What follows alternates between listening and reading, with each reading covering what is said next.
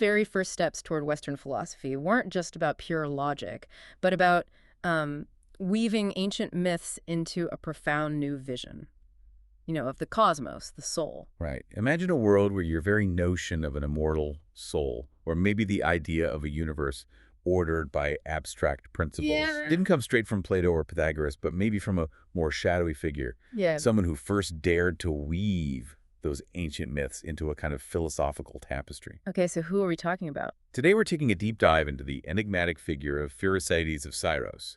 He's a foundational thinker, but often overlooked, from the 6th century BCE. Right, 6th century BCE, so pre-Socratic. Exactly. And he stands at this really crucial crossroads in the intellectual dawn of Western thought. So our mission for this deep dive is to try and reconstruct his groundbreaking ideas. Because we only have fragments and secondhand reports, right? That's the challenge. We'll unpack his unique approach. Aristotle called him a mixed theologian. Mixed theologian, what does that mean exactly? It means he didn't just toss out the old stories, the myths. He found a new, rational way to understand them. He built a bridge, really. A bridge that changed how we think about, well, the divine and our place in the universe. Precisely. And you'll see how his ideas flowed directly into Pythagoreanism and ultimately helped shape Plato's philosophy. He provided the essential vocabulary, the concepts, for ideas we're still grappling with. Wow. Okay. And how are we doing this? What are the sources? We're drawing from academic research, ancient accounts, doxographies, basically acting like intellectual archaeologists, sifting through legend to find the thought underneath. Got it. So let's set the scene. The 6th century BCE Aegean, what was it like? It was a real melting pot. You've got the rise of the polis, the Greek city-state, which fostered public debate. Right, people actually talking things through in public. And huge impact from maritime trade and colonization. Greeks were sailing everywhere, bumping up against older civilizations, Egypt, Phoenicia, the Near East. So lots of new ideas coming in. The dynamic exchange, definitely. And this period sees that decisive intellectual turn. From mythos to traditional mythical explanations like Homer, right, to logos, a new confidence in rational inquiry, naturalistic explanations. Think of the Milesian school. Thales, Anaximander. Oh. Those guys. Looking for the single material principle, the arch. Exactly. Trying to explain the cosmos without, blaming everything on Zeus getting angry. And Pherecydes, where does he fit in geographically? His home, Syros, this island in the Cyclades, was right at the heart of it all. Geographically, commercially, a real crossroads for these intellectual currents. Okay, so we often hear about this Ionian Enlightenment as the straight line from myth to reason, but you're saying it's maybe messier or more varied work? Precisely. That simple linear story, it's an oversimplification. The Enlightenment wasn't one thing, it was a diversification. How so? While the Milesians were pursuing natural science, looking for that material arch, Pherecydes took a different path, just as rational but different. He focused on allegorical, systematic reinterpretation of myths. He didn't ditch the gods, he redefined them. Redefine them how? As eternal, abstract philosophical principles, like Zaz, Chronos, Chthonie. These weren't the squabbling gods of Hesiod, born and fighting. They were ungenerated, eternal foundations. Ah, so philosophy wasn't just one thing starting, it was branching out. Exactly. The Milesian branch leads towards natural science, Pherecydes' branch. That leads to theology, ethics, thinking about the soul. And it was just as foundational, giving the language to Pythagoras and Plato. So Aristotle's mixed label really fits then. Perfectly. It describes a distinct, coherent method, not just halfway between myth and reason, but a new synthesis. Now, what about the man himself? Pherecydes the person. Like a lot of these early guys, it's pretty hazy, right? Exceptionally hazy. Sparse data mixed with legend. What we think we know. Native of Syros, son of babies, flourished mid-6th century BCE, maybe around 544, 541. And some later traditions even put him among the 7 sages. They did.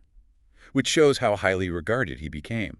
But the historical figure is buried under legends. What kind of legends? Miraculous feats, prophecies, stuff fitting a semi-divine sage, like predicting an earthquake after drinking from a well. Wow. Or foretelling a shipwreck.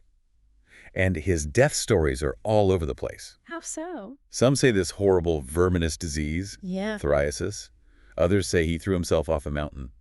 Or maybe the most famous one. Let me guess, involving Pythagoras. You got it. That he died peacefully and was buried by Pythagoras himself on Delos. Adds to the mystique, Definitely paints a picture. And locally, on Syros. Still traditions associating him with specific caves, his home, his contemplation spot. And he's even credited with inventing a sundial, a heliotropion. A man of many talents, or at least many legends. Now, wasn't there some confusion about his name, like maybe two Pherecydes? Yes, that's a critical scholarly point. Caused a lot of confusion in attributing fragments. But it got sorted out. Thankfully, yes. Ancient authorities like Eratosthenes, Strabo, the pseudo-encyclopedia, they clearly distinguished Pherecydes of Syros, our 6th century theologian, from a later Pherecydes of Athens, a 5th century historian. Okay, so we know who we're talking about. But those legends, you said they weren't just errors. Exactly. They're not just fanciful stories. They show a deliberate process of biographical construction in antiquity. Constructing his image. Right. The wonder-working, the prophecies, the special death.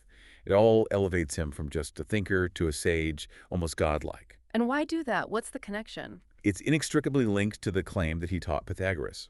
Building up the master reinforces the authority and mystique of the pupil and his school. Ah, creating a lineage, legitimacy. Precisely. He lends historical weight, spiritual weight, to this idea of philosophical succession, the diadocha, that later writers loved. The legends aren't history, but they show how his role was perceived. Fascinating. But beyond the legends, it's the work that matters. And his way of writing was revolutionary in itself, wasn't it? Absolutely. He's widely credited as one of the first, maybe the first, Greek to write a major work in prose, not poetry. Which was a huge deal back then. Massive. For centuries, the big subjects, theology, cosmology, belonged to poetry. Think Hesiod's Theogony. Sacred dactylic hexameters, divinely inspired. And Pherecydes just drops that for prose. He does, for his own theological, cosmological work. It's a profound intellectual statement. His book is called Heptamychos, 7 Recesses, or sometimes Pentamychos, 5 Recesses. Heptamychos is favored now. Generally, yeah. And what's a muchos? A recess, like a little nook. It means a nook, cranny, an interior space. But it can also mean a sanctuary, an inner chamber, like in a temple. So it suggests something mystical. Esoteric, strongly suggested. These weren't just places. They were primordial spots where elements were organized or where chaotic forces got contained later. And the prose itself, was it just plain? Not at all. The fragments show it was carefully crafted. It actually has rhythmic echoes of epic poetry. Really? It suggests it was meant for oral recitation, maybe had this powerful, almost incantatory effect. So choosing prose. Yeah. It's a statement against the old ways, against the muses guaranteeing truth. It signals a move away from that, yeah. Towards a new authorial voice, reasoned, declarative. Yeah. But by keeping those poetic rhythms. He wasn't making a clean break. Exactly. He was forging something new. Scholars call it theological prose. It's a mixed medium, perfectly reflecting his whole position, bridging myth and philosophy. Okay, let's unpack the core ideas. His cosmology. You said the starting point was revolutionary. Utterly. The opening sentence we have, Zaz and Chronos were always, and Kremdi was. Simple, but radical. Why radical? Because these 3 principles, Zaz, Chronos, Chthonie, are eternal, ungenerated. They always existed. This breaks completely with previous Greek thinking. And the names, Zaz, Chronos, Chthonie? They're familiar but philosophically charged. Zaz is an old form of Zeus, but maybe a play on Zun, to live. The eternal life principle. Chronos is time, but as a profound philosophical abstraction, a primordial active force, not just the Titan Chronos from myth, And Chthonie? the primordial earth entity, a potentiality. She only becomes gay, the actual earth, later. When Zaz gives her a robe, right? We'll get to that. Right, but the key thing here is the eternal triad. It's a total rejection of creation, ex nihilo creation from nothing. Unlike Hesiod, where everything comes from chaos, a void. Exactly. For Pherecydes, being doesn't pop out of non-being. The fundamentals were always there. It's a huge step towards Parmenides' later idea that nothing comes from nothing. So unlike the Milesians looking for one material thing like water. He posits a divine, eternal triad of active, creative principles. Yeah. His system is theological at its core, not physicalist. And there might be Near Eastern influence here too, Phoenician ideas. The structure has parallels, yeah. Eternal principles, cosmic battles, a divine craftsman. It fits with ancient claims he learned from secret books of the Phoenicians. Plausible, given Syros' location. Okay, so from this eternal triad, how does the rest of the cosmos come about? Well, Chronos time is said to create fire, breath, pneuma, and water from his own seed. From himself. Yeah, divine autogeneration reinforces that denial of creation from nothing. The universe sort of creates itself from these principles. He puts this mix into the recesses, the muchoi. But it's not smooth sailing, right? There's a battle. A classic theomachia, a god battle. Pit's order, led by Chronos, against chaos, led by Ophionius, the snake man or serpent god. Like Hesiod's Titanomachy or the Babylonian Enuma Elish. Very similar structure. Order wins. Ophionius and his chaotic gang are thrown into Ogenos, the world ocean, and banished to Tartarus. But crucially, they're contained, not destroyed. Chaos is managed, not eliminated. Okay, so chaos is contained. What's the culmination? How does order get fully established? Through a heros gamos, a sacred marriage between Zos and Chthonie. The life principle and the earth principle? Exactly. And a fragment says Zos first transforms himself into eros, love, to bring the world into agreement and peace. It's quite beautiful. And then the robe. Then on the third wedding day, Zos gives Chthonie this incredible embroidered robe, a peplus. Which is actually a map of the cosmos. Yes. It depicts Earth and Ogenos and the mansions of Ogenos, the whole ordered world as a divine artifact. As she receives it, she transforms from that primordial potentiality into Je, the manifest Earth. And this was seen as the first wedding unveiling ceremony. The fragment explicitly says that, Yeah. the anacalypteria. So human marriage customs are grounded in this foundational divine act. Wow. And there's an image of the cosmos as a tree. A powerful one. A great winged oak tree. Roots in Tartarus, trunk circled by the ocean, branches reaching the heavens. So his cosmogony isn't just about how the world began. No, it's much more. It's a charter for cosmic and social order. It sets up a moral hierarchy, contains chaos, shows the cosmos as a divine product of love and craft, and grounds human marriage. It's theology, ontology, sociology all rolled into one. Okay, if the cosmology was a big step, the soul doctrine sounds like a complete game changer. Absolutely revolutionary. And this is perhaps the most solid, undisputed part of his legacy. What was the core idea? A huge range of ancient sources credit Pherecydes as the first, or among the first Greeks, to teach the immortality and transmigration of the soul metempsychosis. Meaning the soul lives on after death and goes into another body. Exactly. The individual psyche is immortal and passes into another body, human or even animal. Which is totally different from the Homeric view, right? The soul as just a weak shadow in Hades. Stark contrast. Homer's Aegelon is witless, insubstantial. Pherecydes offers this dynamic cyclical journey for a robust, immortal soul. Where did he get this idea? You mentioned potential Eastern influence before. That's the speculation. Ancient sources point east, those secret books of the Phoenicians, Egyptian or Chaldean priests. Ideas of soul survival and rebirth did exist there. Plausible, but maybe there were Greek roots too. Definitely. His ideas resonated deeply with Greek mystical currents, especially Orphism. The Orphics also believed in reincarnation, this grievous circle, and a divine soul trapped in the body seeking escape. So Pherecydes might have been the one to systematize these ideas, give them a philosophical framework. That seems quite likely. Not just importing, but maybe organizing and rationalizing existing Greek mystical traditions. And you said his soul ideas connected back to his cosmology, those muchoi, the recesses. Yes, remarkably.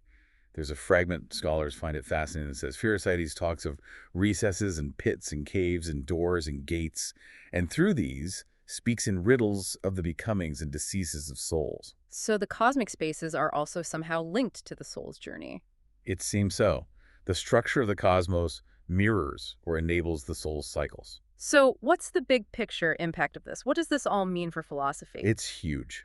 Introducing metempsychosis is basically the start of philosophical psychology in the West. A shift from the outer world to the inner world. Precisely. The Milesians were focused on the external world. Physis. Yeah. Pherecydes turns inward to the psyche, its nature, its fate, its moral standing. And that raises a whole new set of questions. Urgent ones. What is the soul? How does it relate to the body? How do my actions now affect my next life?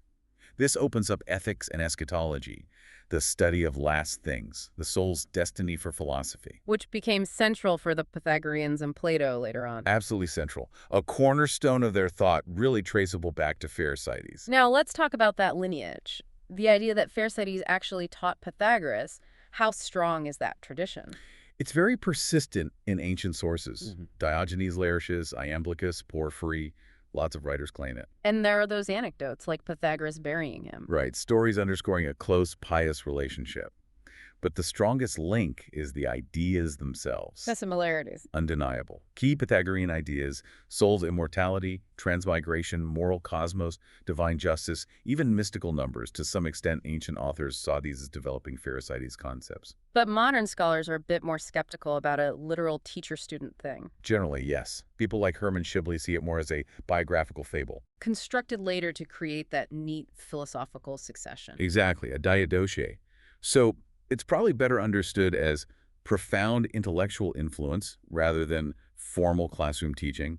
Pherecydes laid the groundwork. Which really makes him this bridge figure, comparing him to Hesiod again. He takes the mythic material theogony, cosmic battle, but transforms it, rationalizes it, abstracts it, replaces generated gods with eternal principles. And gives the stories a philosophical or social purpose, not just explaining origins, like grounding marriage. Right. And compared to the Ionians. He shared their interest in cosmology, used prose, like some of them. But asked fundamentally different questions. They sought a material basis, physis. He sought divine moral order, theos, psycheuor. Which fits that old idea of two streams of philosophy starting. Perfectly. Diogenes Laertius' schema, the Ionian school from Thales, natural philosophy, and the Italian school, starting with Pherecydes and going to Pythagoras, theology soul. So Aristotle calling him mixed wasn't saying he was confused or primitive. Not at all. Transitional doesn't mean incomplete. He forged a powerful, coherent synthesis, a new starting point for a whole branch of philosophy. He created a new space where myth and reason work together systematically. Of course, studying him must be tough, just fragments, secondhand accounts. Oh, it's a huge challenge. Risk of misinterpretation, reading later ideas back into him, especially through Neoplatonist filters. Is there a standard modern work? Hermann Shibley's book from 1990 is the go-to. Collected the fragments, offered a detailed reconstruction. But even that's debated, seen as maybe too speculative. There's always that debate with fragmentary authors. How much can you really restore without going too far? It highlights the inherent difficulty. So wrapping this up, Pherecydes of Syros. He sounds like a major innovator. Truly revolutionary, first order. Not just between myth and reason, but pioneering theological prose, a sophisticated cosmology based on eternal principles, rejecting creation from nothing. And by rationalizing myth and bringing in the immortal, transmigrating soul. He set philosophy on a distinct path, focused on metaphysics, theology, ethics, running parallel to, but distinct from, the Ionian naturalists. A path that flowed straight into Pythagoras. And profoundly systematized by the Pythagoreans, becoming a cornerstone of Western metaphysics. Think Plato's forms, his immortal soul. The roots go back here. So the origins of philosophy aren't just about rejecting myth. No, they're also about its profound, rational reimagination. The quest to understand the soul in a divine cosmos was just as powerful a catalyst for reason as understanding the material world. Pherecydes shows that. He didn't just bridge two worlds, he founded a new one. Well put. So what does this all mean for you listening? It means some of the deepest questions you might ask about your soul, justice, the universe's order, have roots not just in Plato, but in this surprising mixed wisdom from Pherecydes, this ancient sage bridging two worlds. It really makes you wonder, doesn't it? How many other fundamental ideas we hold might be quietly influenced by these hidden streams of thought, these less famous but equally foundational thinkers?